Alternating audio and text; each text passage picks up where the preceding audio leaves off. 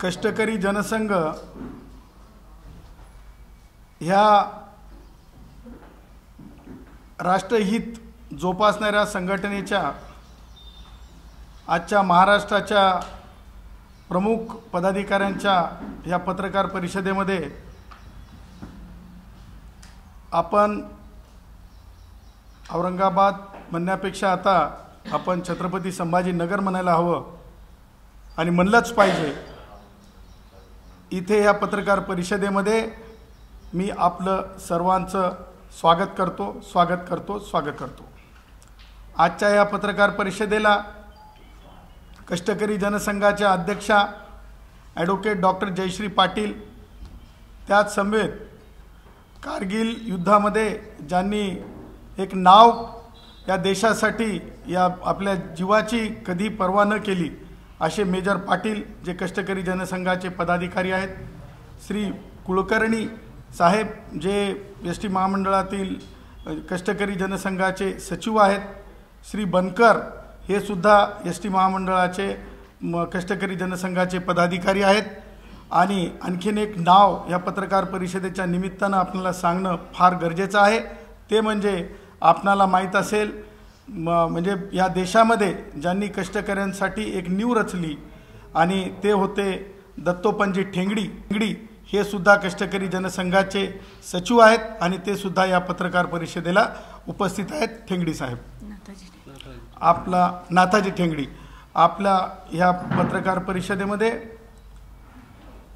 ही पत्रकार परिषद एका विशिष्ट विषयासाठी नसून ही पत्रकार परिषद ही काही महत्त्वाच्या गोष्टींवर चर्चा व्हावी, या देशामध्ये सरकारकडं त्याची दखल व्हावी आणि सामान्य माणसांमध्ये एक म्हणजे जिम्मेदारीची भावना निर्माण व्हावी, या उद्देशाने ह्या पत्रकार परिषदेला आज आम्ही आपणाला आमंत्रित केलेलं आहे। कष्टकरी जनसंघाचे इतर सदस्य प्रचारकसुद्धा उपस्थित आहेत। मला या पत्रकार परिषदेच्या निमित्तानं सगळ्यात अगोदर म्हणजे दोन गोष्टी या पत्रकार परिषदेच्या निमित्तानं नमूद करायच्यात आणि ते निषेध स्वरूपाचे आहेत। पहिली गोष्ट, या छत्रपती संभाजीनगरचे खासदार इम्तियाज जलील यांचा आम्ही निषेध करतो आणि इम्तियाज जलील किंवा त्यांच्या पक्षाचे प्रमुख असदुद्दीन ओवैसी हे लोकांचा ज्या प्रकारे हे रिॲक्ट होत आहेत मीडियामध्ये, यांच्याकडे PFI संबंधित अटक झालेल्या आरोपींचे कुटुंबीय त्यांच्याकडे येत आहेत, ह्या संबंध बाबी लक्षात घेता आमची भारत सरकारच्या दोन्ही महत्त्वाच्या एजन्सींना विनंती आहे की आत्तापर्यंत एवढ्या मोठ्या संख्येने असे निर्बंधित व्हाव्यात अशा संघटनेचे सदस्य सगळीकडं म्हणजे असं आपण ज्याला म्हणतो मुंग्यांच्या वेरुळामध्ये जसा मुंग्या असतात तसे जमा झालेत। हे जमा होताना स्थैर्य कुणी दिलं यांना आणि यांचे हे सिंपथायझर आहेत का? ह्या संबंध बाबीची चौकशी ही झाली पाहिजे आणि इम्तियाज जलील यांनी जे स्टेटमेंट केले त्यांच्या त्या स्टेटमेंटवर सुद्धा त्यांची व्यक्तिगत सुद्धा चौकशी झाली पाहिजे अशी आम्ही मागणी करतो। त्यासोबतच आमचं असं म्हणणं आहे, राष्ट्रवादी काँग्रेसचे वयोवृद्ध पुढारी शरद पवार यांनी आत्तापर्यंत PFIवर म्हणजे कोणतंही भाष्य केलेलं नाही आणि त्यामुळं आम्हाला असं म्हणायचं आहे की INLD जे आता नव्याने होऊ घातलेलं बाळ आहे राजकारणामध्ये, त्या INLD बाळ जे म्हणजे सत्ता मिळू या उद्देशानं म्हणजे जन्माला आणलेलं बाळ आहे, त्या बाळाला सुद्धा PFIचा पाठिंबा आहे का की नाही, की ते सुद्धा त्या एकूण प्रक्रियेचा भाग आहे, हे याची सुद्धा चौकशी होणं गरजेचं आहे। आम्ही म्हणजे त्या बाबीची सुद्धा चौकशीची मागणी करत आहोत। त्यासोबतच आम्ही ज्या प्रकारे सुप्रिया सुळे खासदार आहेत त्यांनी एक आमच्या स्लोगनची कॉपी केलेली आहे, कॉप्या कुणी काय करावं याला काही मर्यादा नाहीत सार्वजनिक आयुष्यामध्ये, जवाब दो म्हणून जी त्यांनी कॉपी केलेली आहे। आमचं म्हणणं आहे नुसतं कॉपी करून चालत नाही तर वस्तुस्थितीनिष्ठ जीवन जगलं पाहिजे। 124 कष्टकऱ्यांच्या मृत्यूवर तुम्ही काढला नाही परंतु जवाब दो मात्र कॉपी करून तुम्ही लोकांना काय सांगायचा प्रयत्न करीत आहात? रंग म्हणजे मंचकावरली वक्तव्य, कॉपी केलेली वक्तव्य ही कधीही सुद्धा वस्तुनिष्ठ असू शकत नाहीत. म्हणून आम्ही त्यांना सुद्धा, त्यांच्या पक्षाला सुद्धा प्रश्न विचारत आहोत की तुम्ही ज्या वेळेस 124 कष्टकऱ्यांचं हित लक्षात घेऊ शकत नाही, तेव्हा या देशाचं हित म्हणून राष्ट्रवादी काँग्रेस पक्ष जे आहे PFIच्या बाबतीमध्ये त्यांनी त्यांची भूमिका जाहीर करावी. त्यासोबत आज ह्या पत्रकार परिषदेच्या निमित्तानं आम्हाला हे विचारायचं आहे, महत्त्वाचे व्यक्ती म्हणून ज्यांची नको असताना चर्चा केली जाते, मग आम्हाला तर कोणत्या दृष्टीनं महत्त्वाचे वाटत नाहीत, पण चर्चा केली जाते राष्ट्रवादी काँग्रेसचे वयोवृद्ध पुढारी शरद पवारांची.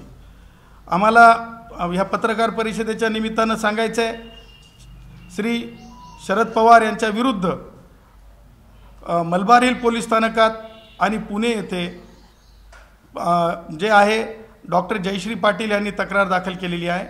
त्या तक्रारीचं स्वरूप हे लँड ग्रॅबिंगपासून ते त्यांच्यासोबतच्या काही लोकांनी केलेल्या कृत्य म्हणजे खुना संदर्भसुद्धा त्या तक्रारीमध्ये आहे. त्या संदर्भात CID चौकशी करत आहे. आत्तापर्यंत ते कुठेही आलेलं नव्हतं, पण पहिल्यांदा आम्ही या क्रांतिकारी नगरामध्ये आम्ही सांगत आहोत की त्या जयश्री पाटील यांच्या तक्रारीची चौकशी CID करत आहे.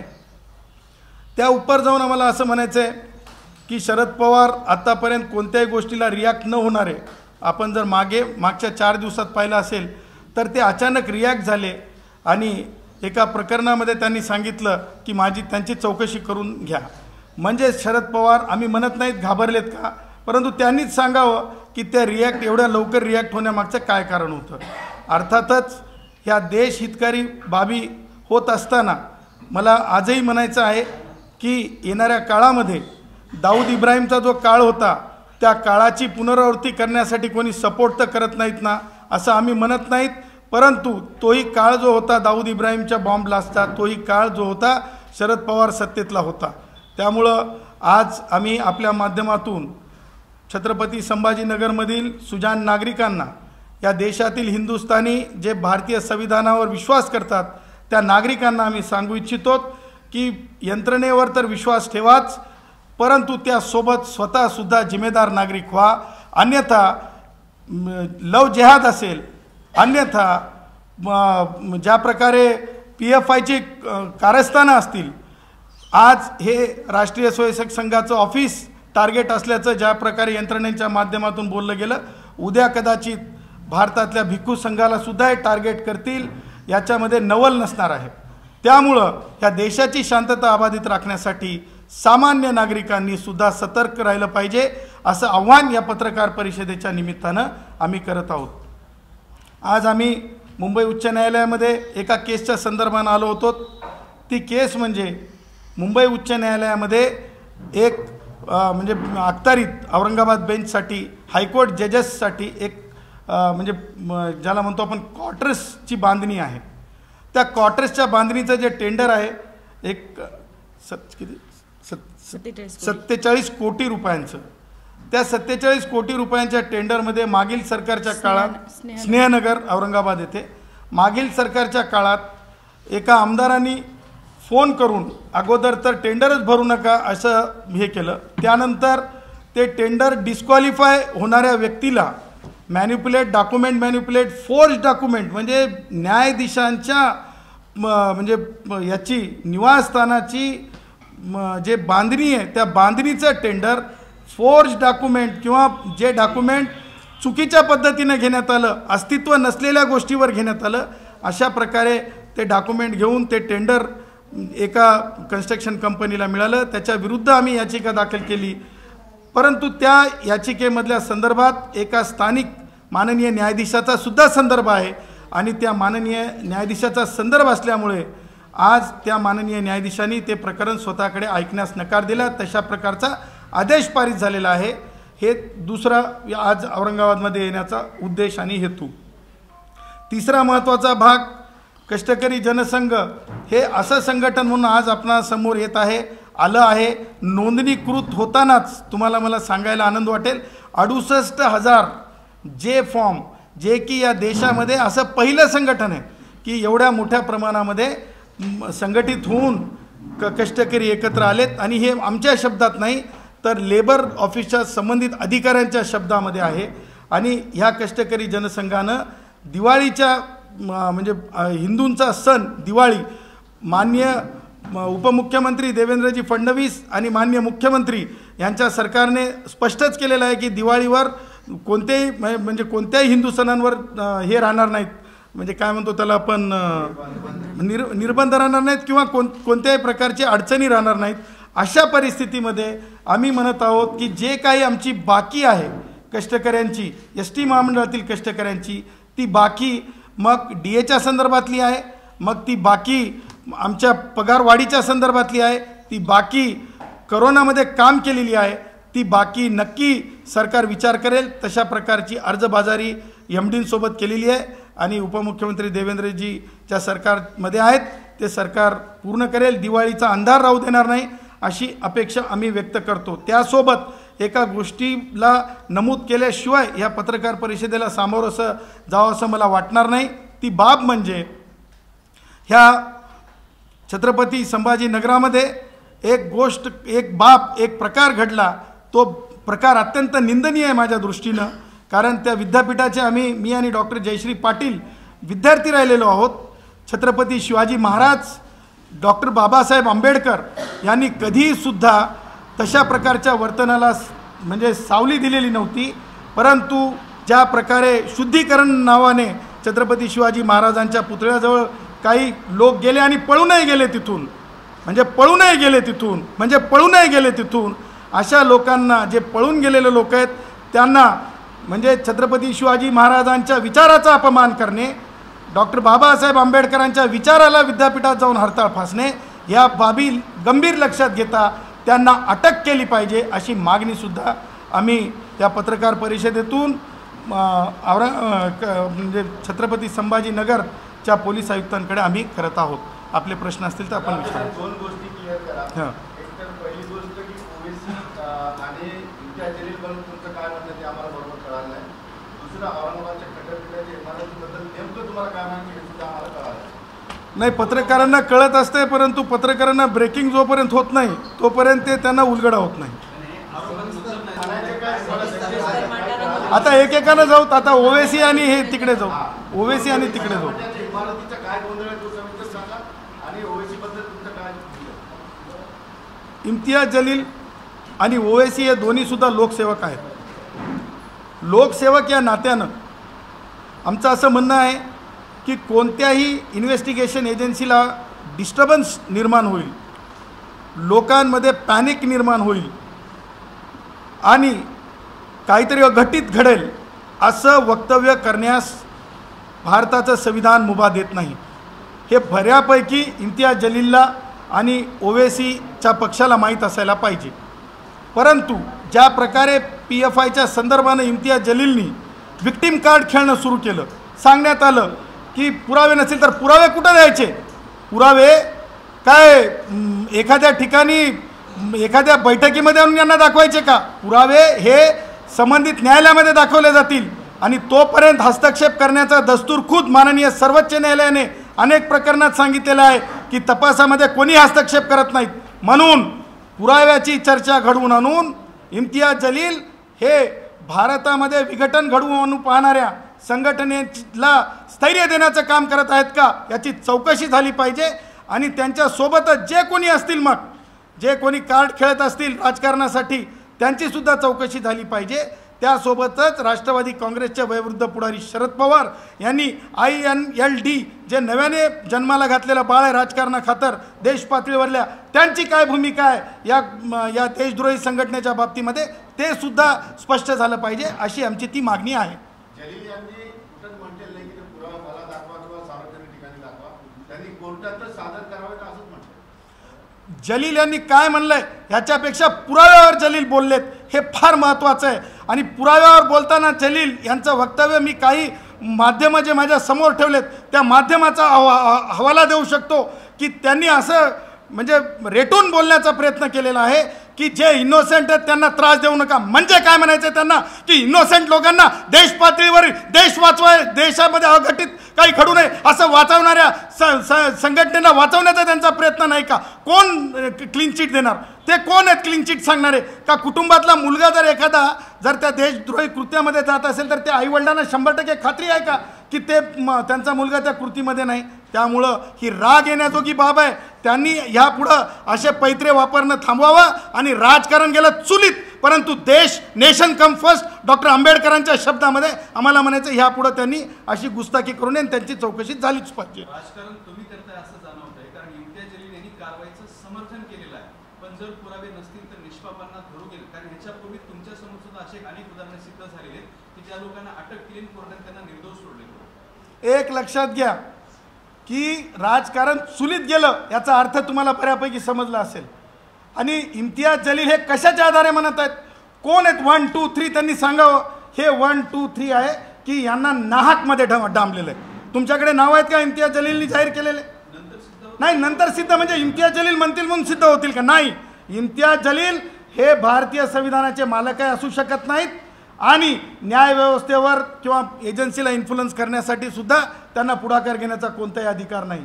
त्यामुळं आमचं म्हणणं असं आहे की इम्तियाज जलीलनी जे तुम्ही आत्ता जे म्हणालात पार्टली आहे, लक्षात ठेवा, तो मी नव्हेच चा हा भाग आहे. एकीकडं म्हणायचं की ज्यांनी कृत्यामध्ये आहेत कोण नाही हे कधी सिद्ध होईल? एजन्सी सिद्ध करेल ना. आणि त्याच्यासोबत पॅरामीटर्स आहेत माननीय सर्वोच्च न्यायालयाचे की किती तास कोणाला कोठडीत घ्यायचं, किती तास काय चर्चा व्हावी, संबंधित अधिकारी किती तास त्याच्यावर काय तपास केला याची बाब न्यायालयाला सांगतील की इम्तियाज जलीलला येऊन सांगतील. असं होणार नाही. राजकारणाचा भाग नाही, देशाचा भाग आहे, नेशन कम फर्स्ट. आणि हिंदुस्थानमध्ये तशा प्रकारची त्यांना राजकारण करण्याची मुभा असणार नाही. कुणाला निर्दोष? आता मला सांगा, PFI वाल्यांना निर्दोष मुक्त केलंय का? PF नाही, जुन्या केस नाही. मी तुम्हाला बातमी वाचून दाखवू शकतो, मी रेफरन्स देऊ शकतो या चॅनल्समधला रेफरन्स देऊ शकतो. मी एक लक्षात ठेवा, जेव्हा नॅशनॅलिटीवर नेशनवर जेव्हा आम्ही बोलतो तेव्हा आम्ही सगळी माहिती घेऊन बोलतो. आणि आम्ही म्हणजे संविधान शुद्ध हेतू आहे आमचा हेतू हा नाही काय त्यांची आमची शेती आहे का बाजूबाजूला. परंतु आमचं म्हणणं आहे त्यांनी जे वक्तव्य केलंय त्या वक्तव्याच्या आधारे आमचं म्हणणं आहे चौकशी झाली पाहिजे. ते कोणते नॅशनल आहेत ते लक्षात येईल. आमचं म्हणणं आहे बिना चौकशी काही होऊ शकत नाही. आणि त्यांनी सुद्धा यापुढं पुढाकार घेऊ नये. हा निर्दोष तो निर्दोष ते सांगणार आहेत का? मला सांगा. तुमच्या ह्या पत्रकार परिषदेतून मला प्रश्न विचारायचा आहे. ते म्हणतायत ना निर्दोष कोणत्या निर्दोषाला उचललंय पोलिसांनी ते सांगा.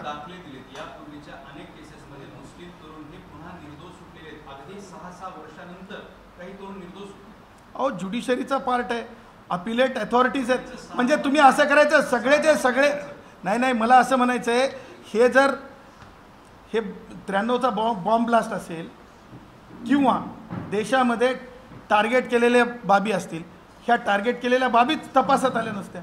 कोण दोषी कोण निर्दोष चौकशीशिवाय कसं होईल? आणि कोणीतरी म्हणतं म्हणून चौकशीच थांबवायच्या का? हे मेकॅनिझमचा पार्ट आहे. मेकॅनिझममध्ये कोणी हस्तक्षेप करू नये असं माननीय सर्वोच्च न्यायालयाने अनेकदा म्हणलेलं आहे, अनेक केसेसमध्ये म्हणलेलं आहे. आम्ही तुम्हाला तेही दाखले देऊ शकतो. आम्ही तोडून मोडून बनत नाहीत. आमची मागणी स्वच्छ आणि स्पष्ट आहे की ही PFI ही जी संघटना आहे ही कोणामुळं स्थैर्य प्राप्त करू नये. कोणीतरी पॉलिटिकल त्याला गॉडफादर पाहिजे, तर त्यामुळं ती जी आहे चौकशी झाली पाहिजे असं आमचं म्हणणं आहे. बाहेरून पैसा आला त्यांच्या अकाउंटवर गेला किंवा अशा पद्धतीचे एजन्सीचे पुरावे होते. मग एजन्सी सेंट्रलचे झोपले होते तो पैसा येईपर्यंत याच्या खात्यात जाईपर्यंत त्या एजन्सीबद्दल तुम्ही काय नाही बोलत? फेल्युअर आहे भारताचा पैसा भारतात देशातला भारतात एजन्सीतला काही कळालं नाही आणि आता छापा सुरू करून. मला एक सांगा, क्रिमिनल प्रोसिजर कोड आणि इंडियन पिनल कोड ह्या दोन्ही कोडमध्ये देश विघातक गोष्ट जर केलेली असेल तर ती ह्या क्षणाला सुद्धा त्याच्यावर कारवाई होऊ शकते आणि 10 वर्षाच्या नंतर सुद्धा कारवाई होऊ शकते, ज्यावेळेस एजन्सीला पुख्ता सबूत सबळ पुरावा प्राप्त होतो. नाहीतर मग हे असे लोक परत असे काहीतरी वल्गना करत असतात. त्यामुळं पुरावा घेऊन जर एजन्सीनं केला असेल तर मी एजन्सीचं पूर्ण अभिनंदन करतो. आणि अभिनंदन करण्यास म्हणजे हिंदुस्थानी प्रत्येक नागरिकसुद्धा या बाबीचं अभिनंदन करेल, कारण देशाची सुरक्षा ही प्राईम आहे. एजन्सीचं काम सुद्धा आहे की होणाऱ्या घटना टाळल्या पाहिजे किंवा होऊ घातलेल्या घटनांना अटकाव केला पाहिजे. एजन्सी ते करत आहे. त्याच्यामुळं या आपण जर पाहिलं असेल मागच्या काही वर्षांमध्ये मुंबईमध्ये कोणतंही अघटित कृत्य होऊ शकलेलं नाही. दाऊद इब्राहिमची चलती नाही.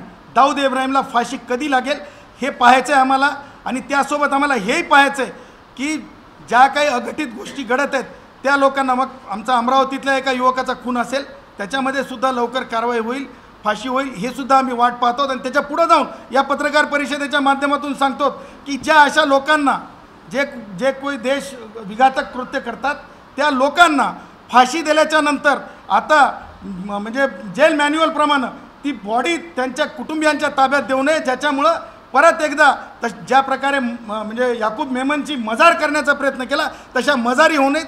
डॉक्टर बाबासाहेब आंबेडकरांच्या विचाराची म्हणजे चर्चा व्हावी. डॉक्टर बाबासाहेब आंबेडकरांचे आणि छत्रपती शिवाजी महाराजांचे, राजर्षी शाहू महाराजांचे विचार जे आहेत त्या विचारावर चर्चा व्हावी, ह्या मागणीचे आम्ही आहोत. तुम्ही आज हिंदुत्ववाद्यांचे प्रवक्ते वाटायला बाबासाहेबांचं शिवाजी महाराजांचं नाव घेताय, पूर्ण हिंदुत्ववादी म्हणजे जे RSSचे लोक जेवढं टोकाचं बोलत नाही तेवढं टोकाचं बोलायला नाही. मला माहीत आहे डॉक्टर बाबासाहेब आंबेडकर मराठवाडा विद्यापीठाच्या जर्नलिझम विभागातून पास झालेले पत्रकार अनेक कॉर्नर्स काढू शकतात, परंतु ते त्यांचं व्यक्तिगत मत आहे.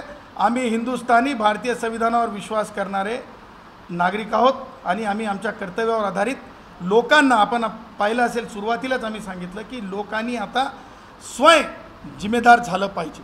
RSSच्या कार्याला टार्गेट म्हणून जास्त राग आला तुम्हाला? नाही, आम्ही तेही सांगितलं की उद्या हे पहा या जगामध्ये दोन संघ आहेत. एक आहे सिद्धार्थ गौतम बुद्धांचा भिक्खू संघ आणि दुसरा आहे राष्ट्रीय स्वयंसेवक संघ. या दोनच संघाची जागतिक व्याप्ती आहे. या दोन जागतिक व्याप्तीपैकी आज जर राष्ट्रीय स्वयंसेवक संघ टार्गेट करण्यात आला तर मला नवल वाटणार नाही की ते लोक सिद्धार्थ गौतम बुद्धांच्या संघाला सुद्धा टार्गेट करतील. त्याच्यामुळे राग येण्याचा भाग नाही, कायदेशीर प्रक्रियेचा भाग आहे. मला असं वाटतंय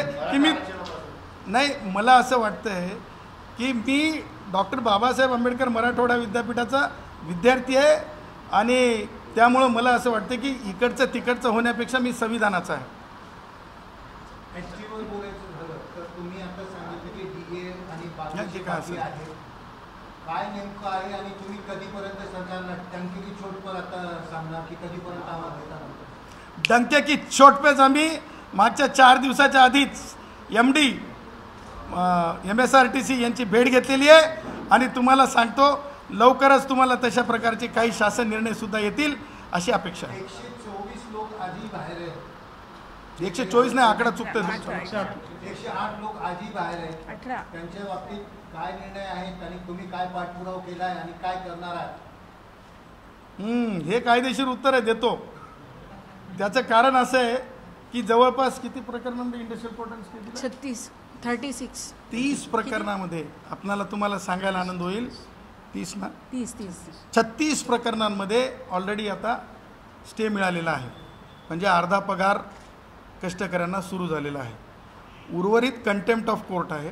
कंटेम्प्ट ऑफ कोर्टमध्ये तुम्हाला माहिती आहे की ज्यांनी कंटेम्प्ट केलेलं असतंय म्हणजे तत्कालीन परिवहन मंत्री, काय नाव होतं त्यांचं, अनिल परब, ते आपले रिसोर्टवाले ते, आणि जे काही संबंधित अधिकारी त्याच्यातले अर्धे अधिकारी राजीनामा देऊन पळून गेले.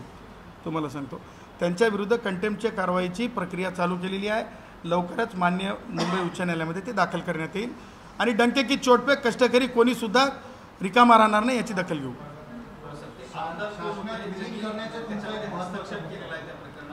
कुणी किती कोटीचा साधारण घोटाळा आहे न्यायाधीशांच्या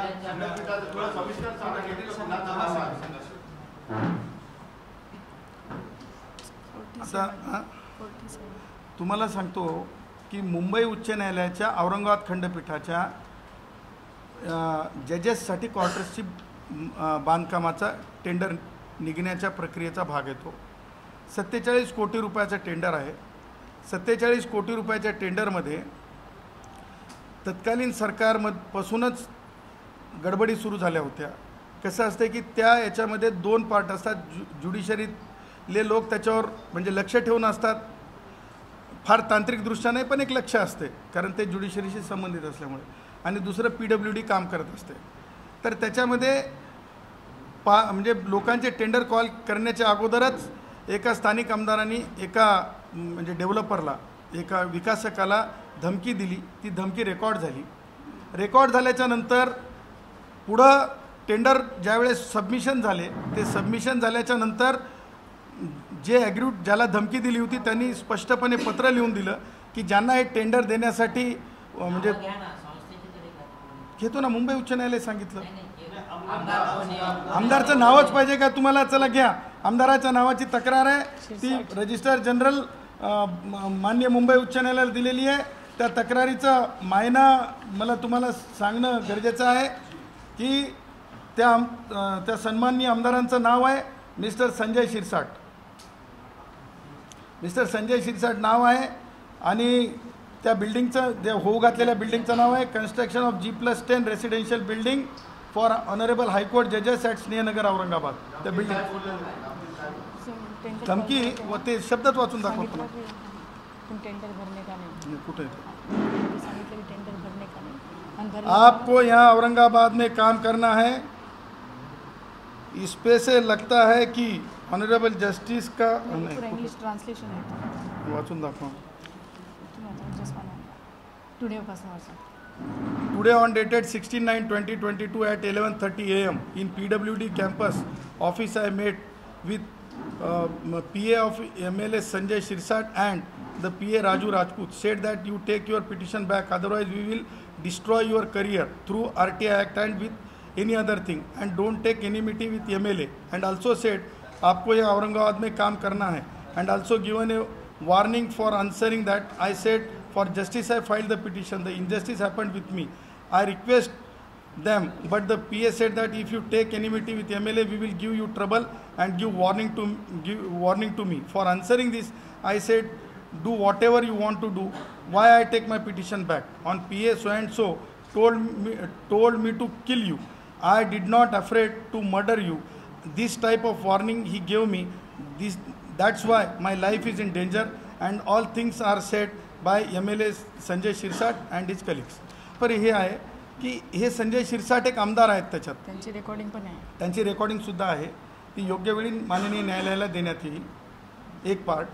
आता झालं असं हां साहेब, हे it is related to judicial fraternity म्हणून हे रितसर ॲप्लिकेशन रजिस्ट्रार जनरल बॉम्बे हायकोर्टला देण्यात आलं.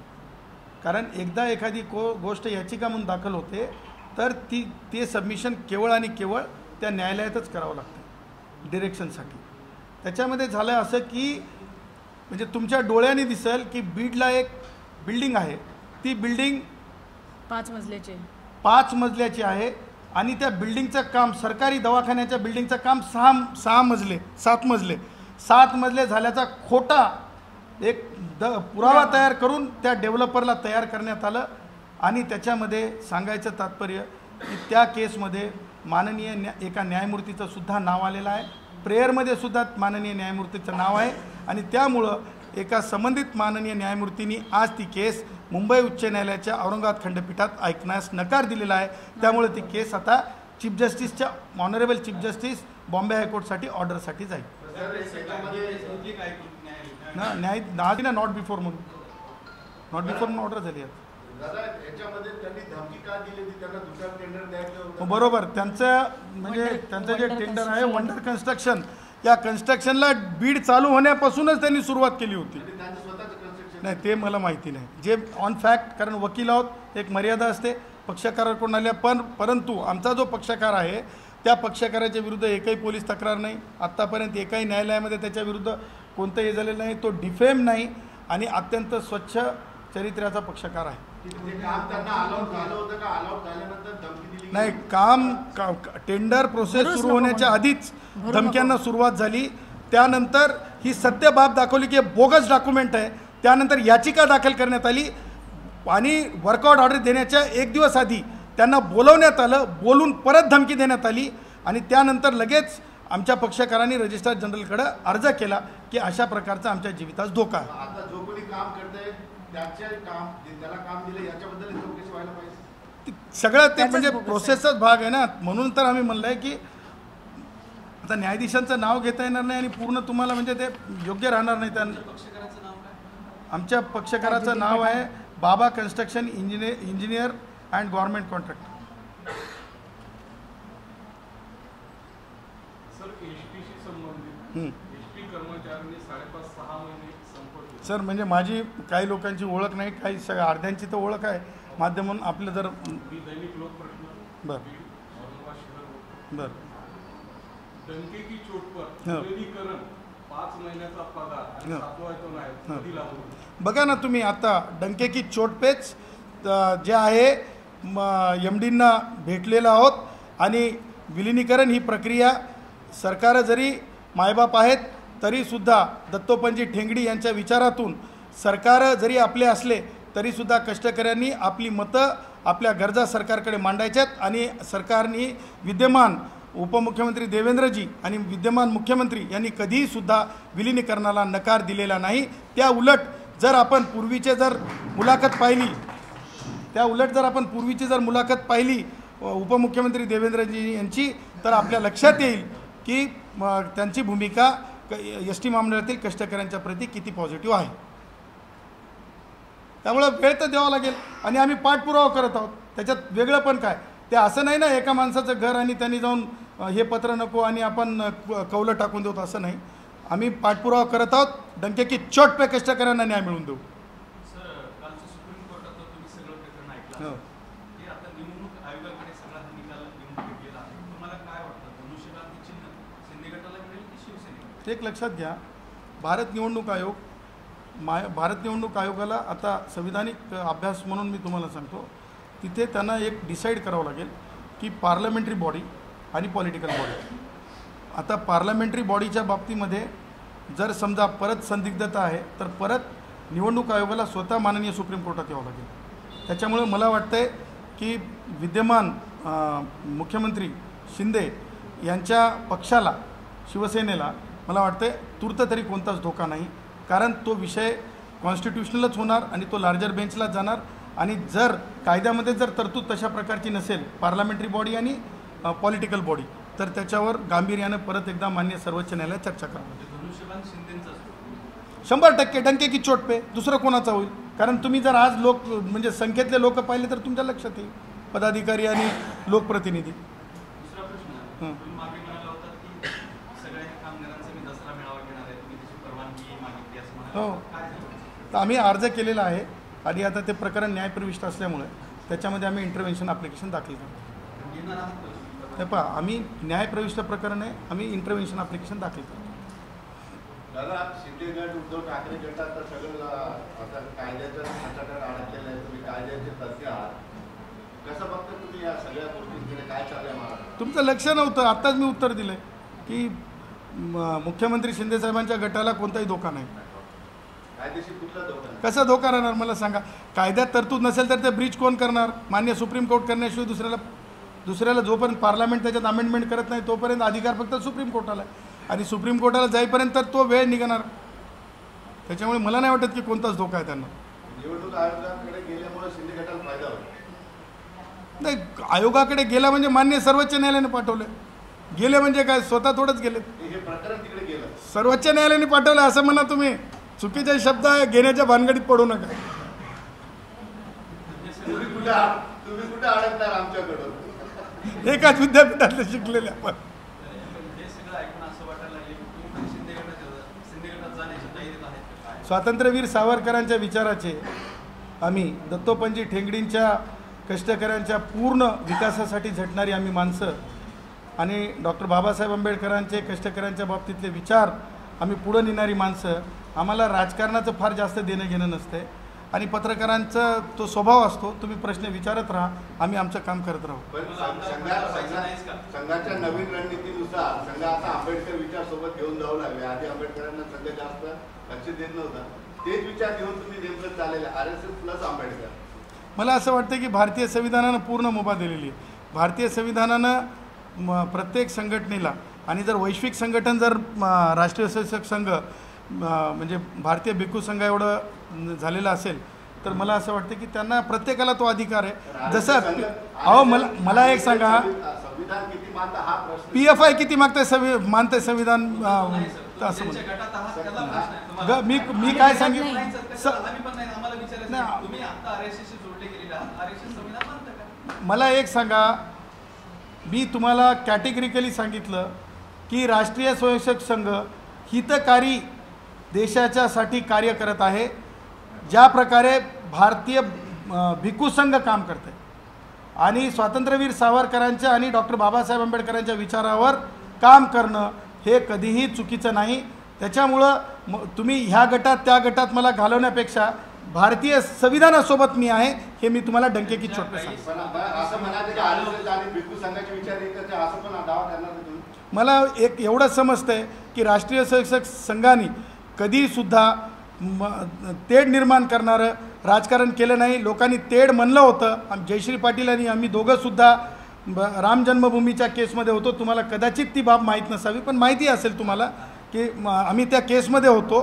तेव्हा आम्ही फार जवळून राष्ट्रीय स्वयंसेवक संघाला पाहिले आणि त्यांच्या विचारधारेला पाहिले. त्याच्यामुळं हे जोपर्यंत तुम्ही मत पूर्ण चोखाळून पाहत नाही तोपर्यंत हे तुमचे भुले भापटे विचार असेच राहणार. जेव्हा माझं म्हणणं आहे सरळ सरळ RSS आणि भिक्खू संघ दादा RSS आणि भिक्खू संघाची विचारधारा एकच आहे हे तुम्ही म्हणताय तर उद्या वाद होऊ शकतो. मी वादाची बाब करत नाही. मी सांगतो की दोनच विचार जागतिक विचार आहेत हे माझं म्हणणं आहे. सारखे नाही, जागतिक विचार आहेत आणि दोन्ही विचार हे कधी सुद्धा कोणाला हार्म करणारे नाहीत. हे डंकेकी चोटपे सांगतो तुमच्यासाठी. पण एक नाही. माझं म्हणणं आहे की हिंदुस्थान म्हणून ते एक आहेत, देश म्हणून एक आहेत. कारण डॉक्टर बाबासाहेब आंबेडकरांनी सांगितलेलं आहे नेशन कम फर्स्ट. काही हिंदुत्ववाद्यांनी दिल्लीत संविधान जाळलं होतं सर, ते काय तुम्ही आता नव्या त्याचं तुम्ही मला पाठवा, मी वाचून घेतो काय ते. तुम्ही म्हणताय म्हणून मी विश्वास नाही करणार. दोघांची विचारधारा आहे की तुम्ही म्हणताय आता दसऱ्याला शस्त्रपूजन असेल RSS. मला एक सांगा, शीख धर्मामध्ये किरपान पूजन आहे. मला एक सांगा, मान्यवर भिक्षूंना त्या मॉनेस्ट्रीजमध्ये कराट्याचं प्रशिक्षण दिलं जातं. हे ट्रेडिशन आहेत. त्या ट्रेडिशनला तुम्ही म्हणजे ही जी कोणती संघटना आहे PFI सारखं मोजू नका. हे PFI सारख्या संघटना देशासाठी हितकारक नाहीत. त्याच्या म्हणजे विरोधी विचार पसरवण्यासाठी काम करावं असं आमचं मत आहे. Self protection. संघ दसऱ्याला शस्त्राची पूजा करताना भिक्खू संघ फक्त द्याच राहतात. नाही तुमचं मग म्हणजे तुम्ही एकदा लेणीत जाऊन थोडंसं विशुद्धानंद बोधी महाथेरो महास्तवीर यांना विचारलं पाहिजे की प्रत्येक याच्यामध्ये मॉनिस्ट्रीमध्ये भिक्षूंना सेल्फ डिफेन्स आणि तायक्वोंदो कराट्याचं प्रशिक्षण दिलं जातं.